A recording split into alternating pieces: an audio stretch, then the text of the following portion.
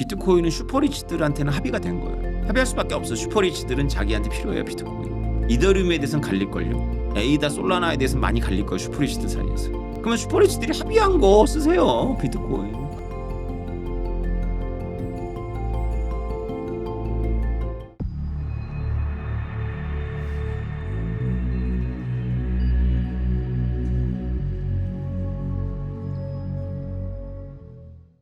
책에서 달러 CBDC에 대해서 서술을 하시면서 디지털 자산이 현금 자산보다 통제와 조절이 쉽고 특히 유동성 함정을 간단하게 극복할 수 있다고 말씀하셨단 말이에요. 네네.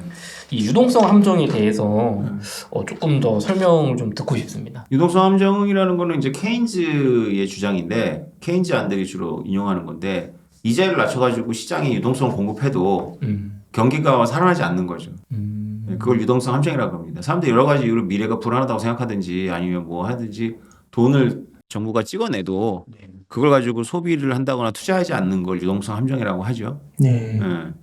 근데 재정 적자가 이제 재정 정책인데 재정 적자를 통해 갖고 이제 경기를 부양한다거나 아니면 통화론자들이 주장하듯이 이제 돈을 찍어내 갖고 그 M2를 늘려 갖고 공급을 하는 거나 그건 전부 국가 입장에서는 부담이에요. 왜냐하면 재정 적자라는 건 부채고 그야말로 인플레이션이라는 것, 돈이라는 것도 사실 중앙은행의 부채거든요. 네. 근데 우리가 코로나 때 경험을 봤지만 썩는 돈을 만들 수 있어요. 썩는 돈.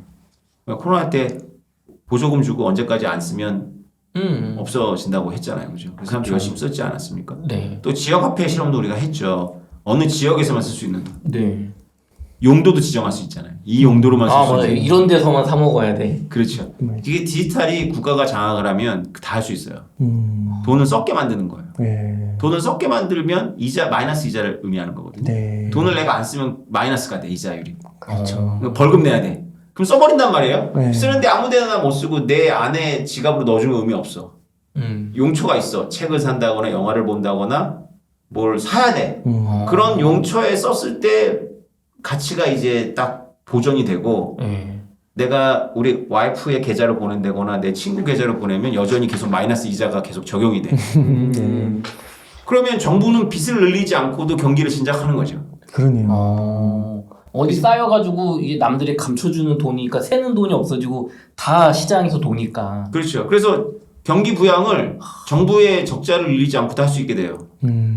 약간 꿈 같은 정부 입장에서는 그런. 엘리트 입장에서는. 그러니까 엘리트들이 이 국가라는 시스템을 만들고 나서 지금까지 엘리트들의 꿈은 통제예요, 통제. 이 개미들을 통제해서 개미들한테 이롭게 하는 거. 네. 통제를 너무 나쁘게 보지 마세요. 개미들을 통제해서 개미들을 이롭게 하는 거. 부모도 그렇잖아요. 부모도 어린 아이를 그렇죠. 통제해서 어린 아이에게 이롭게 하려고 학원 시간 다 완전히 우리나라 엄마들이 하는 거 보면 애를 통제하는 거잖아요. 시간별로. 그쵸. 그걸 우리는 통제라고 안 하고 관리라고 하지만 손흥민도 이런 관리를 받고 있지 않을까요? 그렇죠. 뭐 분 단위로 관리 받을 것 같은데요. 네. 분 단위로 관리를 받은데 그게 궁극적으로 손흥민을 위한 거잖아요. 네. 정부 엘리트들도 이렇게 봐요. 세상을. 이게 맞고 틀리고를 떠나서 네. 이렇게 보는데 보시기에 어떤 게 더 편하겠어요? 종이도 막 만들어서 줬더니 이것들이 쓰지도 않고 하는데 전자적으로 만들어져가지고 안 쓰면 니네 다 마이너스야. 그랬더니 쫙 써. 그리고 너 이런 거 마약하고 펜타닐 사 먹으면 안 돼. 책 사봐야 돼. 영화 봐야 돼. 이럴 때만 되는 거야. 그러면 펜타닐 살 때는 돈이 안 들어가. 막 안 들어가죠. 눌러도 막 승인이야. 근데 막 책 살 때는 탁탁탁 되고. 그러면 어버이 정부를 생각하는 입장에서 너무 좋죠. 그렇죠. 맞네요. 저 이거 너무 와닿는 게 최근에 부동산 이제 PF 부실 뭐 사태 약세가 하면서 이거 부양하려고 막 대출하고 막 정책 풀고 막 이런 조정을 하잖아요. 근데 아예 그냥 어떤 뭐 급여나 어떤 보조금을 지급할 때 이건 주택자금 구입 용도로 신혼부부가 썼을 때만 쓸 수 없어집니다. 그렇죠. 하면은 정말 정부 의도대로 그냥 내가 지금 돈 어느 정도 있으니까 사야겠다 집을. 이게 바로 그냥 부양이 될 것 같아요. 그렇죠. 너무 편할 것 같아. 그러면은 엘리트들이 이제 그런 엘리트들이 그걸 원하는데 그 최근에 이제 미국에서 이번에 이제 11월에 선거했을 때 트럼프 같은 경우는 그 CBDC 금지시키겠다고 말이 안 된다고 이렇게 얘기를 하잖아요. 그럼 트럼프는 좀 다른 계열의 엘리트라고 볼 수 있는 건가요? 근대 국가의 이제 그 하나의 형태가 이런 개인의 자유를 극단적으로 추구하는 어떤 이상주의하고 그다음에 여전히 우리가 국가 중시하는 국가주의적인 틀이 두 개가 어떤 밸런스를 맞추고 있는 거거든요. 네. 그게 역동적인 밸런스일 뿐이지 어느 나라든지 나라랑 형태를 갖고 있으면 자유주의만 갖고는 안 돼요. 근데 북한 같은 경우를 예외로 해놓으면 또 국가주의만 갖고 있으면 끔찍해지는 거잖아요. 네. 그래서 이 두 개가 이제 투쟁하면서 이제 오는 거죠. 당도 바꿔가면서. 네. 그래서 어느 당은 평등을 주장하고 어느 당은 자유를 주장하지만 자유를 주장하는 데 들어가도 통제가 다 있고요. 네. 평등을 주장하는 민주국가의 정당에 들어가도 다 자유 개념이 있어요.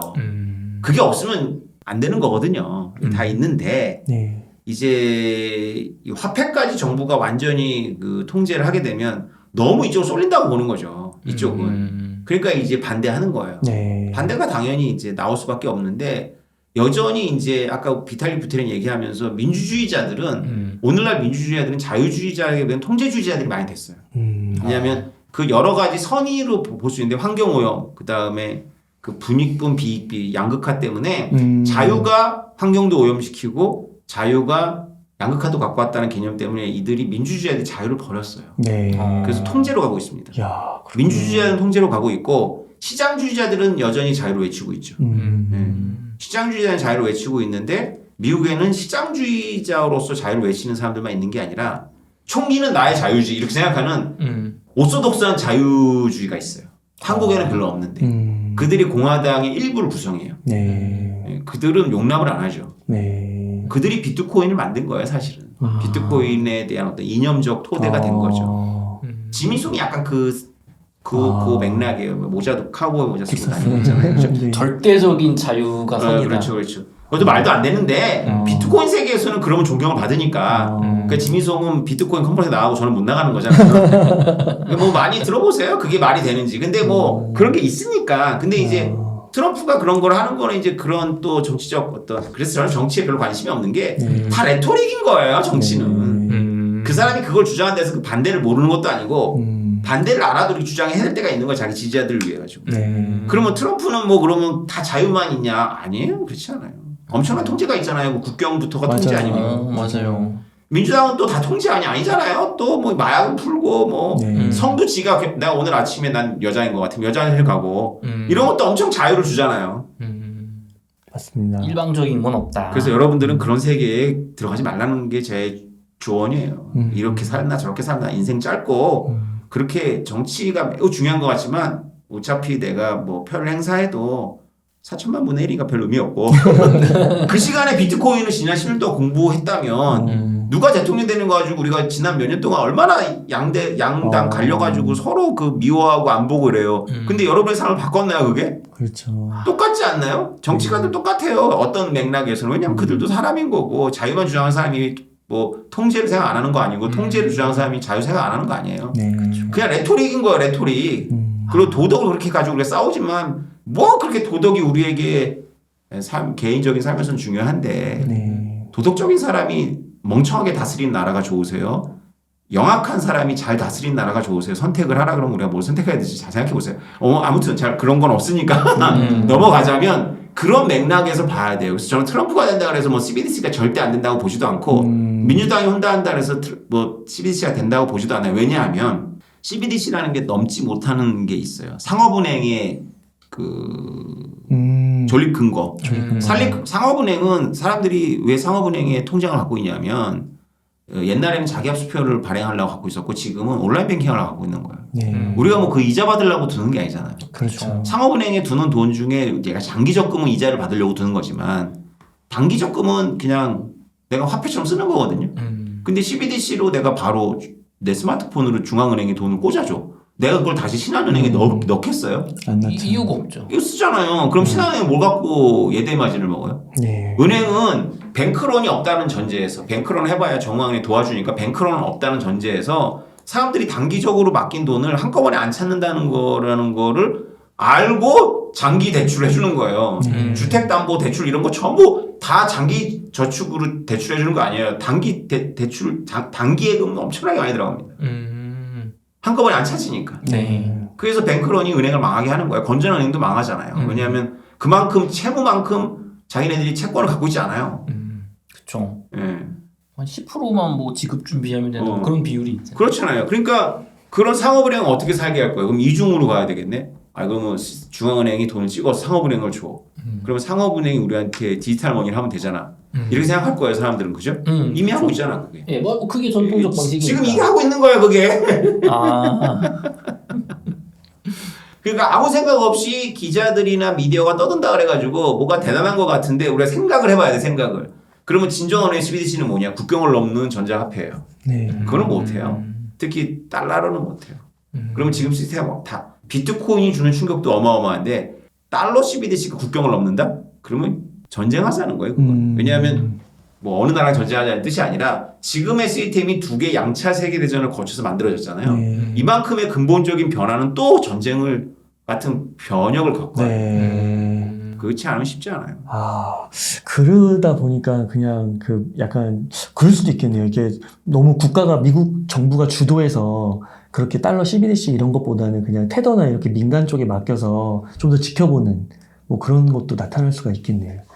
너무 왜냐면 미국이 나서면 진짜 전쟁하자 이런 느낌이니까 오히려 민간들은 뭐 이렇게 하면 얘네가 한 거야. 우리는 그냥 가만히 있었던 거야. 뭐 이런 식으로 또 피해갈 수 있는 명분도 생길 수도 있잖아요. 앞으로 몇 년 동안 과거 이미 그랬는데 그 규제기관 유럽에서도 그 가상화폐 규제 법안 나왔잖아요. 미카라 그래가지고 네. 다 스테이블 코인 얘기예요. 아. 스테이블 코인에 관심 많아요. 그래서 스테이블 코인은 CBDC의 대체물은 비트코인이라 스테이블 코인이잖아요. 네. 스테이블 코인은 정부들 입장에서 너무 민감해요. 민감해요. 그래서 스테이블 코인을 1대1로 만들면은 그는 좀 봐줄만 해요. 네. 내가 달러를 100달러를 받고 100달러 어치의 스테이블 코인을 만들었어요. 그러면 이 100달러의 스테이블 코인은 이 100달러 어치 내가 금고에 보관한 100달러의 그냥 표상이에요, 표상. 징표죠. 근데 스테이블 코인 그렇게 안 만듭니다. 은행하고 똑같이 만들어요. 100달러 받고 한 1000달러 만들어 버립니다. 이거 은행업이거든요. 이거를 규제할 거예요. 그럼 사설 은행 만드는 거랑 똑같은 거잖아요. 이게 거시경제학적으로 뭐가 문제냐면 이게 M2예요. 이게 M2. 계속 돈이 발행되는 돈이 거니까. 창출된 거예요. 아. 발권력, 은행의 발권력에 돈이라는 건 중앙은행하고 상업은행들이 발권하는 거거든요. 그게 지금까지 시스템인데 여기에 이제 스테이블 코인이 들어오는 거니까 이것도 구조적인 고민거리예요. 야, 그러니까 앞으로 어떻게 되나. 그럼 교수님 한 가지만 더 질문을 드릴게. 이게 뭔가 그 국가의 그런 화폐 발행력이나 이런 거를 좀 제한하기 위해서 비트코인이 그 2009년인가요? 8년에 그때 영국 그 재무부 발권에 대한 그걸 블록체인에 새기면서 나왔잖아요. 그래서 뭔가 이게 정부의 한계를 부여하는 것 같은데 만약에 이런 거에 대한 비트코인의 존재에 대한 그런 것들을 이제 깨닫는 사람들이 많으면 많아질수록 그러면 정부의 권력은 약해지는 거 아닌가요? 인터넷 초기에 네. 인터넷이 노드들 간의 망중립성이라는 개념이거든요. 네. 노드들 간이 평등하란 말이죠. 과연 그런가요? 아니죠. 인터넷 초기에도 저도 그 굉장한 그 이상주의적인 관점을 갖고 있었는데 제가 놓친 게 그거예요. 인터넷이 국가를 변화시키는 만큼 국가도 인터넷을 변화시키더라고요. 국가들이 적응하지 않나요, 인터넷에? 적응할 것 같은데. 전 그게 좀 생각나요. 작가님이 그 인터넷에 대해서 이상적으로 보실 때 이제 사람들이 인터넷으로 쉽게 정보에 접근하게 되니까 광고만 하는 대기업 물품 비싼 거 안 사고 뭐 저렴한 중소기업 사고 막 이런 좀 그런 게 열릴 줄 알았더니 오히려 독점을 더 강화시키더라. 인터넷 포털 하면 다 네이버만 쓰고 귀찮다고 유튜브 말고 다 죽었잖아요. 이런 시스템도. 이제 그런 이상적으로만 좀 바라보면 안 된다 이런 말씀이신가요?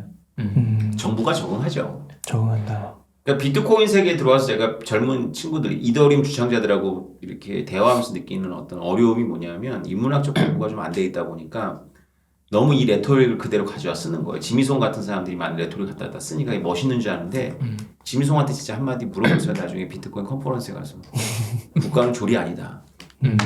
국가가 졸로 보이냐? 국가라는 게 뭔가요? 후티 방군이 이해가 되나요?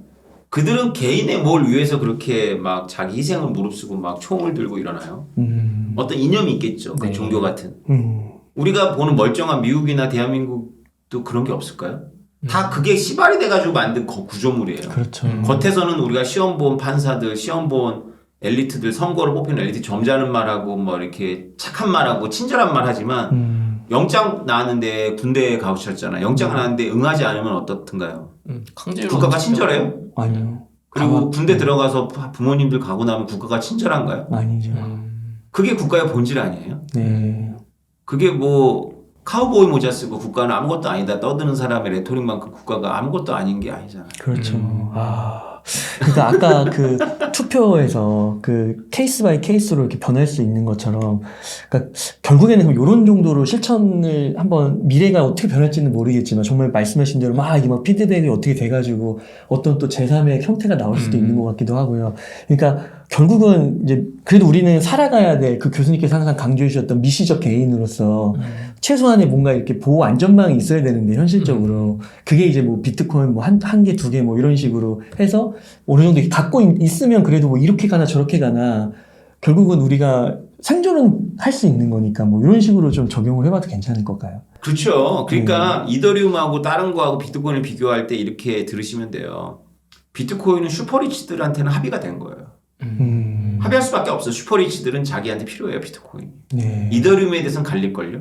아. 에이다 솔라나에 대해서는 많이 갈릴 거예요, 슈퍼리치들 사이에서. 그러면 슈퍼리치들이 합의한 거 쓰세요, 비트코인.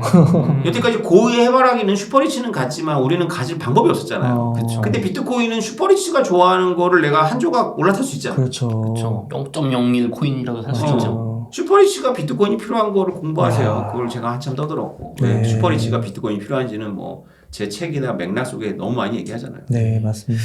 작가님, 근데 더 그레이트 비트코인 이 아직도 많은 분들이 이제 좀 늦지 않았나? 벌써 뭐 SEC 승인되고 1코인에 6천만 원 하는데 이제는 늦지 않았나? 뭐 혹시 이런 생각하실 수 있을 것 같은데 작가님 보시기에는 지금이라도 더 그레이트 비트코인 책을 읽고 이 세계에 이제 적응을 해야 된다. 좀 그렇게 보시는 건가요? 당연하죠. 그래서 슈퍼리치 얘기한 거예요. 네. 슈퍼리치들은 우리처럼 10배, 100배 되는 걸 관심 없어요. 네. 돈 이미 많은데 뭐. 네. 모빌리티. 모빌리티. 내가 재산 일부를 모빌리티에 투자하죠. 어디든지 갈 수 있어야 되잖아요. 네. 그렇죠. 우리는 위기가 오면 대안이 없기 때문에 우리는 위기에 대해서 별로 관심이 없어요. 솔직히. 왜냐하면 태풍이 불어도 우리는 피할 수가 없기 때문에. 근데 만약에 여러분들한테 태풍이 오면은 그 태풍 지역을 피할 수 있는 다른 지역에 호텔도 갖고 있고 비행기도 있다 그러면 태풍에 관심이 없을까요? 관심이 있죠. 관심이 있죠. 피할 수 있어요. 우리가 태풍에 관심이 별로 없는 건 우리는 못 피하기 때문에 그래요. 야. 그들은 피할 수 있기 때문에 관심이 되게 많습니다. 네. 눈을 뜨셔야 돼요. 맞아요. 제가 10년 동안 뻘짓한 것 같지만 똑같은 주장을 해왔잖아요. 네. 제가 이겼잖아요. 그죠? 그렇죠. 네. 그 몇 가지 원리를 갖고 이긴 거예요. 그 중에 하나가 슈퍼리치. 내가 그렇지. 흔들릴 때마다 슈퍼리치를 생각해봤어요. 내가 슈퍼리치랑 비트코인이 아무리 가격이 요동을 쳐도 담을 것 같아요. 네. 도자기는 요동 안 치겠어요? 고의 해바라기라고 해서 늘 가격이 늘 뭐 똑같을까요? 아닐걸요? 오히려 비트코인보다 유동성이 떨어져가지고 부르는 게 값이 아니에요? 사는 사람 없으면 바로 또 떡락하기도 하고 그죠? 그렇죠. 거래 막 10년에 한 번 되고. 그렇죠. 그럼 비트코인 얼마나 좋아요? 부자 입장에서. 그렇죠. 해바라기보다 훨씬 좋네 내가 보기. 어차피 고위에 해바라기 가지고 있어봐야 자랑도 못해요. 겁나 갖고. 네. 제가 들은 얘기예요. 지하 벙커 깊숙이 갖다 놓고 모조 갖다 놓은데요. 거실에는. 왜냐면 그거 들어와서 훔치잖아. 그러겠네요. 그리고 잘못해서 이거 딱 눌러가지고 찢어지면 어떡해. 그래 손자가 애가 찢으면 어떻게 해. 그냥 겁나가지고. 1,000원짜리인데. 어차피 보려고 하는 거 아니에요. 다 모빌리티. 모빌리티. 부동산은 모빌리티가 없잖아. 그쵸. 그래서 위기 때 무의미해요 부동산. 네. 작가님, 그러면 이제 모빌리티 슈퍼리치의 관점은 잘 알았고 이제 우리가 이제 AI 시대에서 자꾸 직업이 없어지고 있잖아요. 네. 그러면은 약간 저는 이런 느낌으로 들린단 말이에요. 인터넷 시대가 오기 직전에 인터넷이라는 기술에 뭐 내가 그걸 가지고 사업을 해서 돈을 벌 수 있는 기회를 놓치는 거는 사실 뭐 우리 같은 개미 입장에서는 당연하다고도 볼 수 있을 것 같은데 그 기술 자체에 관심을 끊고 아예 적응 못한 분들은 막 컴퓨터도 할 줄 모르고 아예 그 직업의 세계에서 도태됐지 않습니까? 그럼 앞으로 내가 뭐 비트코인 투자해서 돈 벌겠다 이게 아니라 내 아들, 딸이 좀 요 세대에선 그래도 좀 좋은 직업을 갖고 살아남았으면 좋겠어. 로봇과의 경쟁에서. 그때 비트코인 이런 암호화폐 지식이 없으면 완전 정말 게임이 안 될 정도로 이게 중요하다고 보시는 건가요? 그건 잘 모르겠어요. 그거는 그 일반 사람들의 직업 세계까지 비트코인이 영향 미칠 수도 있을 것 같고요. 네. 근데 블록체인 기술이라는 게 그렇게 놀랍거나 특이한 기술은 아닙니다. 저 같은 뭐 인문학 출신도 공부를 하면 되니까 네. 그냥 한 일주일 정도 걸릴 것 같아요. 블록체인 공부는. 상식적이기냐 네. 공부해보면 되고 비트코인은 좀 오래 걸리죠. 왜냐면 비트코인은 어렵다기보다는 기존의 개념하고 충돌해서 이게 못 넘어서요. 그래서 좀 어렵고 주변 학문을 많이 봐야 돼요. 저처럼 이제 지정학도 알아야 되고 네. 역사도 좀 보셔야 되고 금융도 이해하셔야 되니까 좀 오래 걸리는데 블록체인은 별로 어렵지 않거든요. 근데 블록체인이 그만큼의 확장력이 있는지 잘 모르겠어요. 분명한 용도는 있어요. 아까 신원이라든가 자산을 플랫폼으로 옮겨주는 탈중화가 된 기술이긴 한데 그게 그 블록체인 기술 주자의 말하는 청사진처럼 그걸 다 저는 믿지는 않거든요. 네. 눈으로 봐야 되겠어요. 그거는. 하나라도 좀 봤으면 좋겠어요. 좀 네. 제대로 해라. 네. 도박이라도 한번 제대로 한번 확실하게 한번 보여줘라. 네. 시도는 많은데 좀 우리가 좀 피부로 못 맞아요. 느끼죠. 네. 교수님 오늘도 정말 그 교수님 만나 뵐 때마다 항상 느끼는 거지만 뭔가 공부가 항상 부족한 것 같고요. 비트코인 앞에서 겸손해야 되겠다. 저는 항상 오태민 교수님 앞에서 겸손해야 되겠다. 그런 걸 깨닫게 되는 것 같습니다. 그래서 시청자분들께서도 분명 느끼시는 바 많을 것이라 생각되고 더 그레이트 비트코인뿐만 아니라 비트코인 그리고 달러의 지정학까지 꼭 한번 읽어보시면 너무 좋을 것 같습니다. 교수님 끝으로 저희 운자체육방 시청자분들 위해서 한 말씀 좀 부탁드리겠습니다. 네, 이렇게 불러주셔서 감사하고요. 여러분 2024년이 밝았는데 한 달이 벌써 갔습니다. 근데 연초부터 미국에서 충격적인 뉴스가 들려왔고요. 여러분들 2024년은 좀 새로운 눈으로 비트코인을 좀 바라보셨으면 좋겠어요. 가격이 오르락내락 할 겁니다. 그러나 2023년도 되게 암울했는데 2배 이상 올랐거든요. 2024년은 거꾸로 이제 막 레드카펫이 깔리는 거예요. 비트코인 입장에서는. 어떤 행보를 보일지 저도 너무 궁금하고 기대가 되는데 여러분들도 관심 끊지 마시고 주도적으로 좀 공부를 하시면서 보셨으면 좋겠습니다. 감사합니다. 감사합니다. 이렇게 해서 오태민 교수님을 모시고 이야기를 나눠봤습니다. 긴 시간 동안 유익한 사이트 많이 나눠주셔서 감사의 말씀드립니다. 오늘 고생 많으셨습니다. 수고하셨습니다. 감사합니다.